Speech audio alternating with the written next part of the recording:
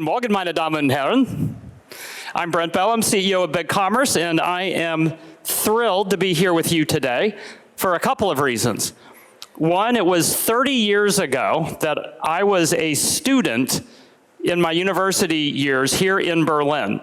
We had a villa over in Dahlem. I lived in Zehlendorf. I survived on doner kebab and currywurst and love this city. I haven't been back in 13 years, and it's a thrill to be here. I'm also thrilled to be here talking about Ted Baker. How many of y'all know Ted Baker, the apparel brand? Keep your hand raised. Raise your hand if you have any Ted Baker apparel. Few of you do. If you're wondering, boy, that's a really smashing shirt he's wearing. Yep, I bought this off the new Ted Baker site. I've been a fan of theirs for many years. I have a 20-plus-year-old Ted Baker shirt that was on my honeymoon and has been to 5 continents. And so we're really excited to tell you the Ted Baker story about their migration over to BigCommerce and their fantastic new site. Joining me when we do that will be my colleague, Manoj. Before we get into Ted Baker, just a couple words about BigCommerce. We are a software-as-a-service e-commerce platform based out of Austin, Texas, though originally founded in Sydney, Australia. We're a public company, the third ever e-commerce platform to IPO in the United States after Demandware and Shopify. You can see some of the statistics. We have about 60,000 merchants around the world. Our business in particular here in Europe is doing extremely well, and we're really happy to be here in Germany now. Our simple goal is to be the world's best open SaaS platform. I'm going to talk about what open SaaS is and how it's differentiated from what other platforms do. We'll go into some of the things that are different about BigCommerce, but you can see many of the brands we serve, including great German ones like Leica, Procter & Gamble, world's biggest consumer packaged goods companies. Basically all their brands, Gillette, Olay, you name it, are on BigCommerce around the world. It's everything from small startups to the world's biggest companies do their e-commerce with us. Okay, so open SaaS. This is a term we coined several years ago to describe our strategy for being the next generation alternative to open source, or specifically Magento. If you think about our history, we were founded in 2009 as a SaaS platform for small business. When I took over as CEO in 2015, we were the second largest SaaS platform in the world after Shopify, but they had a 5-year head start, and I knew the world didn't need us to keep doing the same thing that they were doing. So it was at that point that we instead set our sights on mid-market and large enterprise and tried to become the first SaaS platform to bring the benefits of enterprise functionality and enterprise-level openness and flexibility to compete against what historically you could only get through open source or on-premise software. And we coined that open SaaS, and it basically was a process of taking our entire platform and decomposing it into microservices such that every part had APIs and software developer kits that would let agencies, tech partners, and merchants modify, extend, customize as they need to.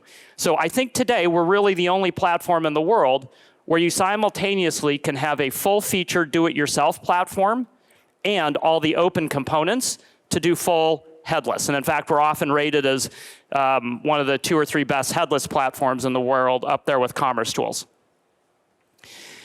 We think of our positioning as uniquely combining the enterprise openness and functionality of Magento with the low-cost, ease of use, speed to market, and implementation benefits of SaaS. And for businesses that value any of those things on the right, we're a great fit. Last week was a pretty good week for BigCommerce because there were reports out on 2 continents that basically rated us the top e-commerce platform for enterprise customers among our competitive set. So this was Forrester last week with their annual Wave report for enterprise platforms, and you can see BigCommerce rated ahead of Salesforce, ahead of Adobe Magento, far ahead of Shopify, far ahead of Commerce Tools, far ahead of SAP. They now rate us, well, I guess we're second to Kibo, but Kibo's not a particularly relevant platform. And the same day, eMerce out of the Netherlands also rated enterprise platforms and rated us the best. So if you're somebody who cares about what the outside world is saying, what the tech analysts are evaluating and concluding, maybe to the surprise of some of you less familiar with us, we are now being rated as the best e-commerce platform for enterprise in the world. We won a similar award, by the way, Retail Technology of the Year in Australia this past month, too. So enough about BigCommerce. I want to now talk about Ted Baker. And up next will be Manoj, who is our lead for solution engineering in Europe. Please welcome Manoj to the stage. So I want to go through the journey that Ted Baker took with us as part of the process. As everyone fully aware that Ted Baker is a British-born luxury brand that sells accessories, life brands, all the various different gifting as part of their solution. But one of the key things for them was to kind of modernize. They wanted to go digital first. They wanted to have that experience, the same experience that you get in their store, very much customer focused, customer friendly. That's what they wanted to provide as part of that digital innovation that they wanted to go through. So they wanted to move away from that whole monolithic approach and kind of target that Mac API-driven approach as part of that solution. So they looked at everyone on the Gartner and Forrester quadrant and ended up selecting BigCommerce as the platform of choice to kind of go forward with that digital strategy that was going to be key part of that growing plan for the next 5-10 years. And what I'm showing you right now is a typical journey that everyone's fully aware of, right? So this isn't something I'm trying to teach, but it's very much that journey that customers go through. So if we start with the landing page itself, when you're going into a store, you're going in and browsing, and you might see a banner before you walk in, it's the same way that we want to provide that experience on the front end. Same way that you're trying to make sure it's content first, content-led experience to kind of bring those customers into your site. Once you're in the site, you want to be able to provide a great ability for customers to filter, to be able to find exactly what they're looking through, the search, personalized experience at a one-to-one level, customer segment focus. So they're kind of leading into that goal of trying to get them to the cart and the checkout page. And once you're in the product details page, there's multiple different ways to get those customers onto that journey. You can get them through Facebook ads, you can get them through Google ads, email campaigns, and so forth. And then the end goal, as I mentioned already, getting them to that cart and making it very simple for them to be able to convert. Less resistance, getting them into that one-page kind of optimized checkout that you want to provide for your customers as part of that end journey. And that's what we were trying to do with them, working with them not just from a commerce perspective, but to help them in that journey of how we provide a very user-friendly experience as part of that. So if we start with the landing page, how can we make sure that utilizing BigCommerce, we can provide those experiences? So again, single page app. Why? Because the performance has a big impact on users' journeys. It has a big impact on people dropping off. So they wanted to make sure that they can provide a single page app using Vue.js to provide that end-to-end experience for those customers. Having an integrated search and digital experience manager so that they're targeting those customers, not just from an experience perspective, but more from a one-to-one and content-led experience. So they can find what they're looking for a lot more intuitively, people going into different categories, so they're providing different experience for those user behaviors, and try to, most importantly, empower their business users. It's always been focused around trying to provide developers and technical users, but at the same time, going down that route of being a modular Mac approach, API-driven platform, they still wanted to empower a lot more of their business users as part of that journey going through.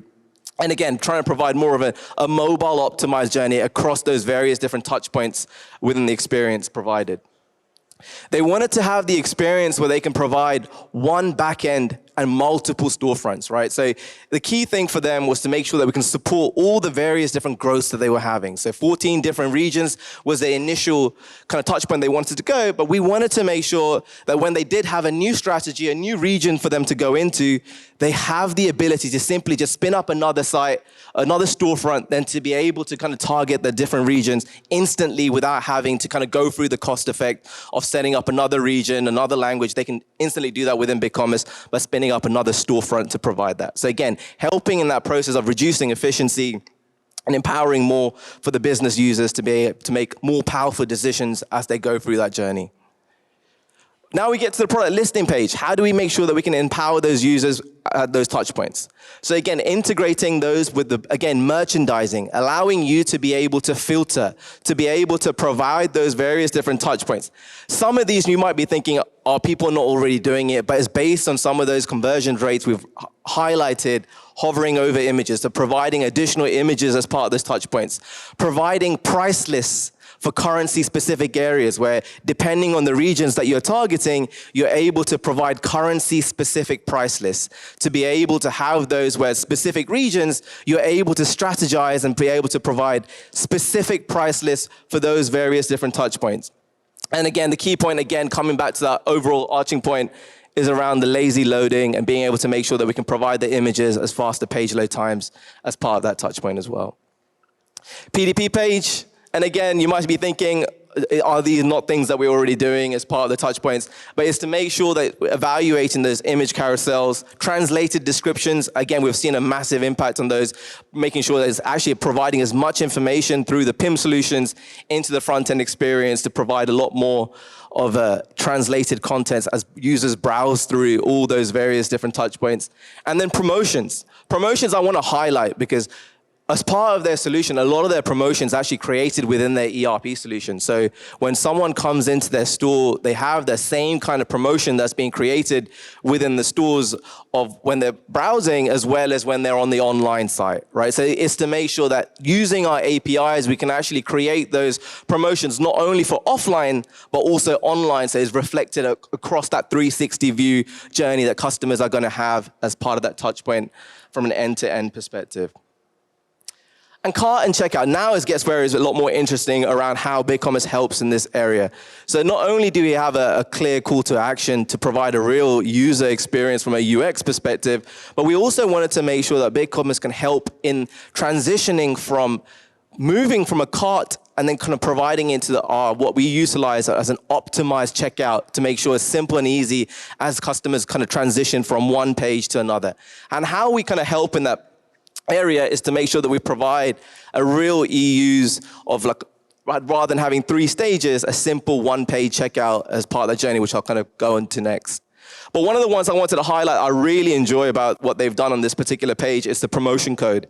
They actually remove the promotion code banner when someone goes onto this page and there's no coupon code that is available, it wouldn't show to the customer. Like personally, when I'm browsing the site, I'll always go through and if I see a coupon code area, I'll go and search the internet to see if I can add or copy and paste some of those touch points. So to kind of reduce that impact of customers, if there is no promotions that's actually available that can give them an additional discount, what they've actually provided is say, okay, we'll automatically remove that coupon code, and when there's a promotion available that could be applied, it will show up for the customers as part of that journey. So they've really considered how to reduce those drop-off rates so the customers are not going back and forth as part of that picture.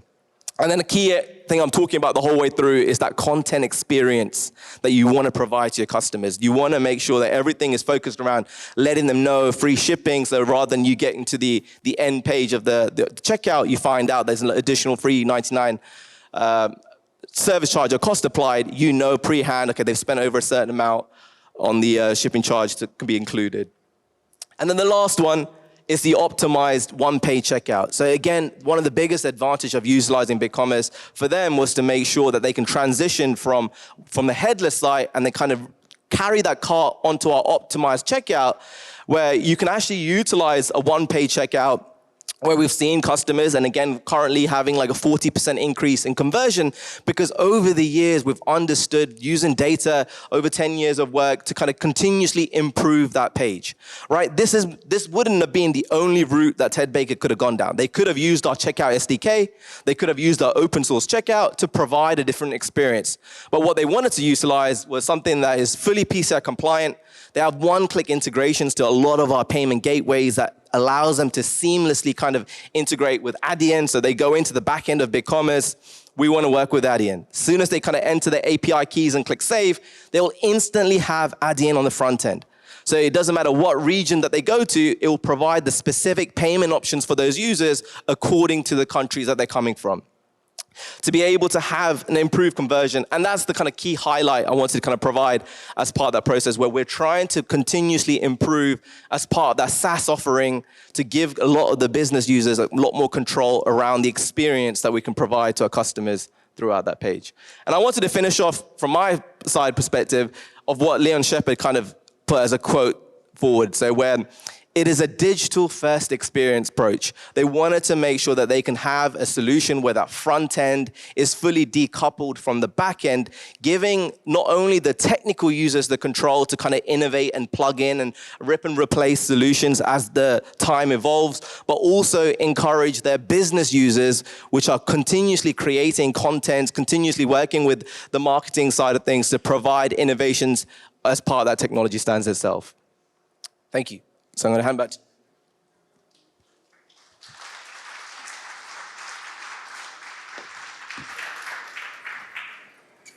Thanks, Manoj. Just a couple concluding pages and then some Q&A about the technology that Ted Baker used. So again, it's a headless architecture with Bloomreach for front-end search and merchandising. For payments, Adyen and Klarna. The agency that helped them develop all of this was Wunderman Thompson. And our technology stack, this is an overview of it, but the real reason that the various technology analysts are now rating us the best enterprise platform, it's the combination of all the functionality that is built into BigCommerce, as well as the openness. And those arrows at the bottom indicate all the components where we have full API and SDKs available for merchants to modify, extend, and customize anytime the native functionality is something different than what they want to use. Again, Bloomreach went with a headless architecture in BigCommerce. You don't have to. You can also use any of 100+ themes to create your store very quickly or do full customization within the BigCommerce stencil environment. We have integrations and partnerships with all those various front-end CMSs and design frameworks at the bottom of the page, and we really do think we're one of the couple best platforms in the world for doing headless, as Ted Baker did. Multi-storefront functionality, something you can't get on SMB-centric platforms like Shopify. We can support this either in a headless environment or for stencil storefronts where you have a single back end but can have many different stores at the front, whether that's for different countries and geographies, different brands, and or different customer segments like perhaps B2B in addition to B2C. And then I'll conclude with just a comment about growth for Ted Baker. One thing that's a big opportunity is getting ever better at omni-channel and extending their product reach, advertising, and sales to the third-party sites, content sites, ad sites, social networks, marketplaces where their customers spend time. And the data on the right here is across all BigCommerce merchants that less than half of all visits are direct to site. And ultimately, more than half of the visits to a merchant's site are sourced from somewhere else, either starting at a search engine where your SEO and your SEM matters, a social network, or content sites. And only the minority is coming from either direct to the merchant's website or email marketing. And so the point is getting your ability optimized to get your merchandise to those channels is critical.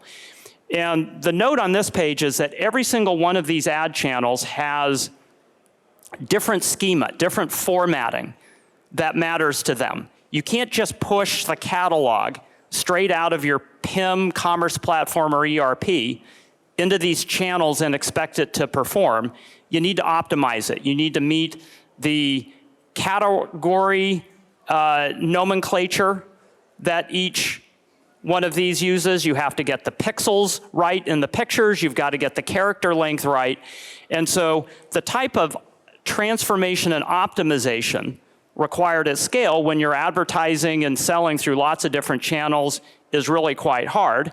And a final little plug at BigCommerce, we bought a company last year called Feedonomics, which in the US at least is the world's, it's the leading feed management and transformation system used by something like 28% of the top 1,000 online retailers in the US, which does this at scale, into various platforms. So big opportunity for TED going forward to drive ever more sales is to now, with a great website, optimize for our omni-channel marketing and marketplace sales. Thanks for listening. I'll take a couple questions until we are out of time. If they're technical, I'll invite Manoj to handle those because he works so closely with TED. We've got a booth here, and you can also find us. We've got a German website, France, Netherlands, Italy, Spain, in addition to the UK. Questions? Hi, thank you for the presentation. Is this working? I hear you. Okay, all right, perfect. My name is Tanvi. I work at Zalando, and I actually have 3 questions. First one is regarding the slide that you showed about the where the customers buy and how the traffic leads to the merchant's website, and you showed a distribution between the SEOs and the marketplaces. I have a question regarding the slide that the data on the left that you showed and the graph on the right, was it, so the graph says it's global, and that's for the European e-commerce. I'm just trying to understand, like, what's the scale of this data? Is it global, like considering all over the world, or is it just concentrated in the European market? Okay, so the question is about the data. The data on the right is global, and that's all BigCommerce stores all around the world. And we're in 150 countries, our merchants are, so it's global data, but it's not necessarily our customer base is weighted the same as all global customers. But that's global BigCommerce data. And then on the left, I ranged the 33 to 50% because I saw 2 different estimates for Europe, right? I was doing research on this, and one estimated that half of all European e-commerce is marketplaces, and the other estimated a third. I would say the US is about 40% on marketplaces, and globally it's more than 50 because China and Japan in particular are so heavily weighted towards marketplaces. Thank you. And can I ask my next question as well? Yes. All right. I wanted to know about the payment options and the integration options. So for Ted Baker, you use Adyen cards and Klarna. Do you have like different payment options for different merchants, we do. different partners? Yeah, and so the question is they? about our integrated payment options. BigCommerce wants to have the best integrations with the best payment players in the world. So we have extraordinarily good full-featured integrations, in Europe with Adyen, with Molly, with Checkout.com, with Stripe, with Braintree, with Barclays. PayPal? PayPal, of course. Yeah, so my former life, I was at PayPal for 8 years, including running PayPal in Europe for 4 of those. So yeah, we definitely have the most full-featured and best integration with PayPal of any platform in the world.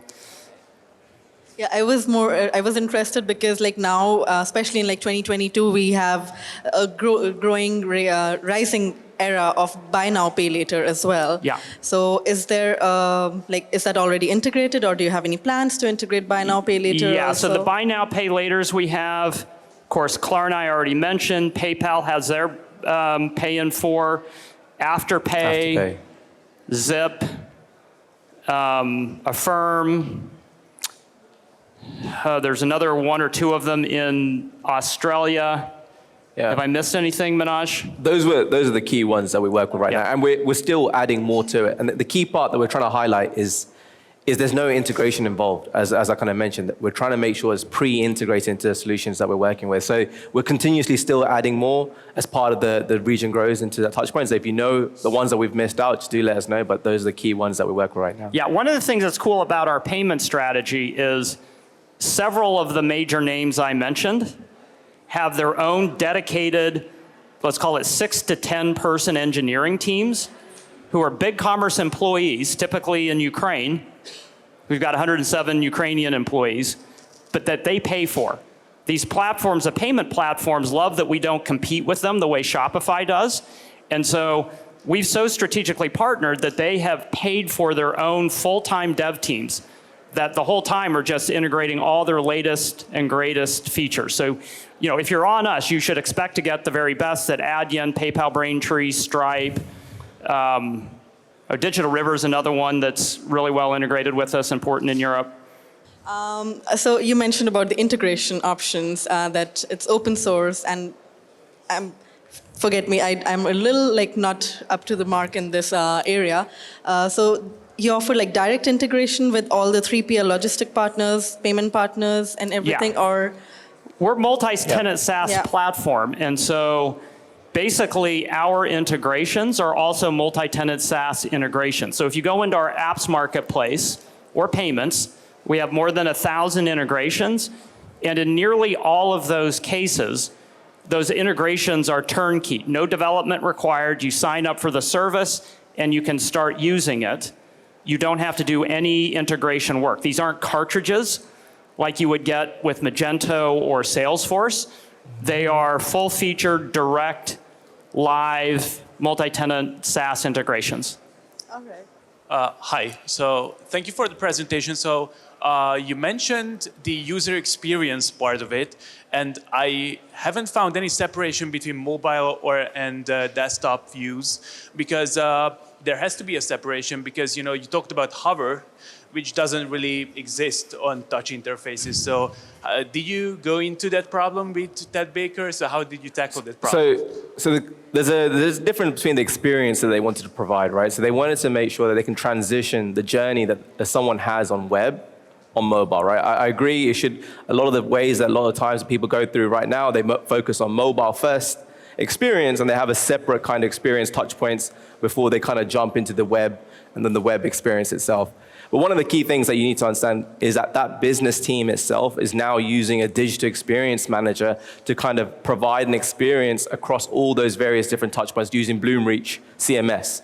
So what they were concentrating on doing is creating that experience using that CMS or digital experience manager within the mobile first journey, and then having that kind of translate into how that could look more of a seamless end-to-end vision of how to get conversion before they kind of go down having mobile apps and so forth, touch points using BigCommerce. So there was that initial phase of phase one was to concentrate on providing a content-led experience before they kind of transition into a mobile first. So, because they now have the power to do that without going too technical into those various different touch points. Okay, thank you very much. Thank you.